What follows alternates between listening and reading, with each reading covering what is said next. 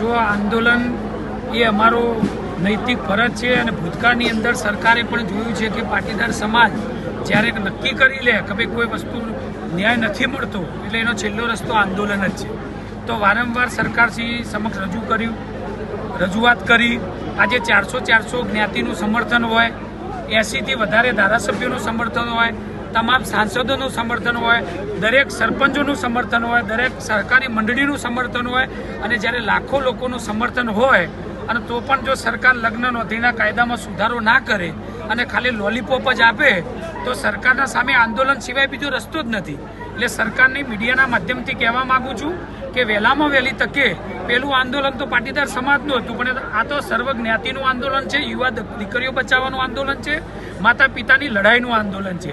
તો સરકારને શ્રીને કહેવા માગું છું કે વહેલામાં વહેલી તકે કાયદામાં સુધારો લાવી અને આ આંદોલનને તમે વેગવંતું ના બનાવવું હોય તો લગ્ન નોંધણીના કાયદામાં વહેલામાં વહેલી તકે સુધારો તમે કરી દો. શોર્ટમાં તમારા મુદ્દા કયા છે? શોર્ટમાં અમારા મુદ્દા એ છે કે દીકરીની ઉંમર 18 વર્ષથી 21 વર્ષ કરવામાં આવે, માતા પિતાની સહમતિ લેવામાં આવે, જેટલા પણ લોકો ખોટી રીતે લગ્ન કરતા એમનો કડકમાં કડક સજા કરવામાં આવે અને માતા પિતાના આધાર કાર્ડ ઉપર જ લગ્ન કરવામાં આવે અને જે મૈત્રી કરાર છે એ વહેલામાં વહેલી તકે રદ કરવામાં આવે. આટલી માગણીઓ અમારી છે. મોબાઈલનો ઉલ્લેખ અને મોબાઈલની અંદર જે દીકરીઓને ફસાવીને જે લોકો આ રીતે દુરુપયોગ કરાવતા હોય છે તો દીકરીઓ અને સમગ્ર પ્રજાને કહેવા માગું છું કે તે મોબાઈલની અંદર કેર કરવામાં આવે, દીકરીઓ અને દીકરાઓની ઓર રાખવામાં આવે.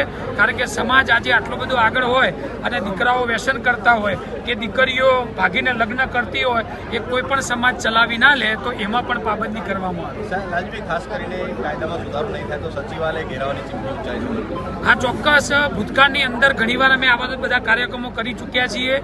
એટલે જો આવનારા સમયની અંદર અત્યારે અમારા દરેક તાલુકા, જિલ્લાએ અને ગામ વાઇઝ, શહેર વાઇઝ અમારા મોટા સંમેલનો ભૂતકાળની અંદર પણ કરી ચૂક્યા છીએ અને આવનારા સમય પણ કરવા જઈ રહ્યા છીએ આ જ મુદ્દા ઉપર લગ્ન નોંધણીનો સુધારો અને એસપીજી સદસ્યતા અભિયાન. તો આવનારા સમયની અંદર જો સરકાર નહીં જાગે તો એ પણ રસ્તે જઈશું અને અમે અહીંથી કૂચ કરીને ગાંધીનગર તરફ પણ જઈશું અને વિધાનસભા ઘેરવાના પણ કાર્યક્રમો ભવિષ્યમાં આવવાના એવી તૈયારી રાખજો.